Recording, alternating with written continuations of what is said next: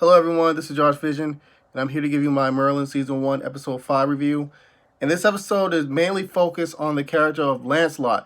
Finally, Lancelot has been introduced to the show, and basically we first meet Lancelot after he saves Merlin, basically while Merlin is like in the woods. Looks like he's trying to fetch some type of herbs for Gaius probably, or most likely. And he's basically chased by this weird kind of creature, huge creature, with wings of an eagle, the body of a lion, and the head of an eagle, something along them lines. And Lancelot is able to save Merlin, but at a cost, as he gets like some type of wound to the left side, like underneath his ribs. Basically, after that particular animal like goes away mysteriously, Merlin introduces himself to the guy, and the guy calls himself Lancelot. So Merlin takes the injured Lancelot to Gaius for Gaius to heal him. And while there, Lancelot tells Merlin why, basically that his aspiration is to be a knight of Camelot. That's all he, always wanted to be, as a boy. But he doesn't think his dreams are going to come true. But Merlin believes that he can. So he's going to speak to Arthur about it. So he lets Arthur know that he has a friend that will gladly love to join the Knights of Camelot. So Arthur's like, okay, that's cool, but remember, your friend must be a noble. And at first, Merlin's kind of taken aback by this. He's like, a noble? That seems kind of unfair. But Arthur's like, that's the way things are here. So if he's a noble, Merlin, tell him to meet me, basically at the training grounds, early in the morning. So he tells this to Lancelot and Gaius, and Lancelot is disappointed, and Gaius is too, but once again, sort of like what Arthur said earlier, that's just the way how things are. And if we know anything from Merlin so far in this series, Merlin loves to do what he feels is right, even if it is incredibly dumb or reckless. So Merlin, using magic, kind of forges Lancelot's lineage to the point that he's like the noble son of like the king or duke of Wessex or something along them lines, like his sixth son, like youngest, oldest, some crap like that. So it works, basically. And Lancelot, while getting fitted for his armor, meets Gwen, Guinevere. And it's obvious these two have an obvious attraction to each other, which Merlin notices. And like after he's done getting measured, he asks Merlin if Gwen was his girl. And Merlin was like, nah, we're just friends. But it was kind of a pause in a sense. So I don't know if he, I don't know. It seemed like Merlin may actually do like Gwen, as more than a friend. But you never know, So eventually, Lancelot basically goes to Prince Arthur's training ground and gets his tail whooped by the Crown Prince. Like seriously, like whooped. But he's earned a little bit of Arthur's respect, in which Arthur sort of keeps him on. So for the next few days or weeks, we have Lancelot training, basically, or mainly doing the dirty work, basically, And during this, during the training days and the cleaning, we find out more information about that animal, that creature that attacked Merlin and Lancelot earlier in the episode. We find out that this creature is actually a griffin, and the only way to kill it is through some type of magic. You can't kill it through like normal means or like a normal steel sword or whatnot. So basically, I believe that Lancelot does something. I'm kind of blanking on you guys. I'm sorry the episode was so long, but he does something which earns him, the title of a knight. And everyone's all celebratory. Everyone seems to like Lancelot, especially like I mentioned before, Gwen. But Arthur's father is not convinced. Arthur's father feels though there's some type of trickery, amiss when it comes to this Lancelot.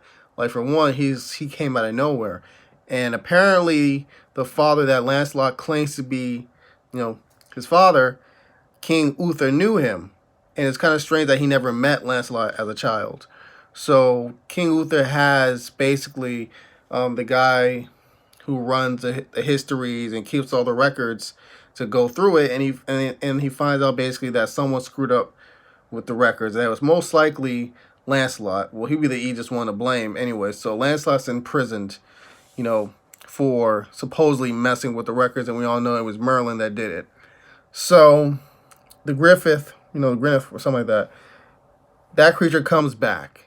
And what I failed to mention to you guys beforehand is that this creature's been causing hell basically throughout the other towns and countrysides, but it's not taking any lives. It's not taking any livestock like food or animals. It's basically eating and killing humans. So obviously, this is a big problem. So Arthur and his knights are trying to find a way to take this beast out, but they can't. As Gaius mentioned earlier in the episode, you're gonna need some type of magic. But as we know from the previous episode, that Uther hates magic and anyone that deals with magic.